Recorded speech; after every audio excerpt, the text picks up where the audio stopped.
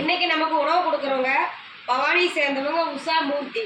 அவங்களுடைய உஷாவுடைய அப்பா இறந்து பொன்னுசாமி அவங்க இறந்து 1 வருஷம் ஆயிடுச்சு.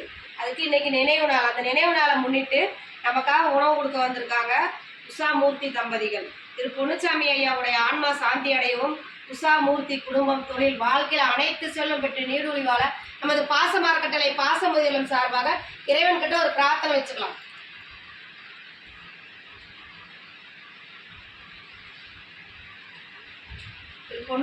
பொன்னுசாமி ஐயாவுடைய ஆன்மா சாந்தி அடையவும், உஷா மூர்த்தி குடும்பம், தொழில், வாழ்க்கையில் அனைத்தரோடும் பெற்று வாழ எங்கள் பாச அறக்கட்டளை பாசமுதலம் சார்பாக வாழ்த்தி வணங்குறங்கம்மா. இந்த நேரத்தில் உங்களுக்கு நாங்கள் ஒரு கோரிக்கை வைக்க போகிறோம். என்னன்னு கேட்டிங்கன்னா, இங்கே 35 நபர்களுக்கு மேற்பட்டவங்க இருக்காங்க.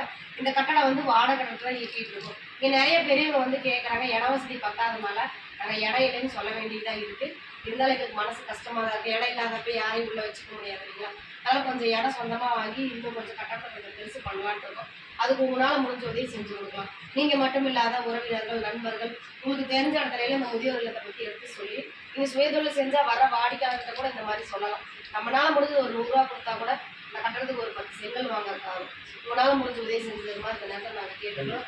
உணவு கொடுத்தவங்களுக்கு மீண்டும் ஒரு முறை நன்றிகளையும் வாழ்த்துக்களையும் தெரிவிச்சுக்கிறோம். வாழ்க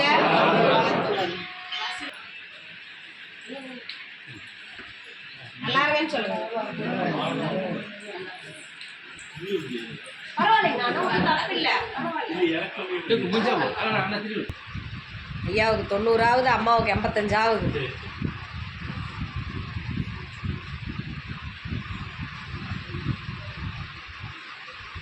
வெளியே போறாரு.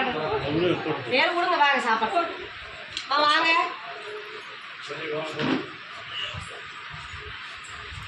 பழங்கள் கொடுக்கல, பழங்கள் கடையில் எதை வேணா கொடுக்கலாம். இந்த ஸ்வீட் எல்லாம் கூட சுகர் இருக்கு, ஆல்மோஸ்ட் எதோட பழம் ஐட்டம் பெஸ்ட்டாக இருக்குது.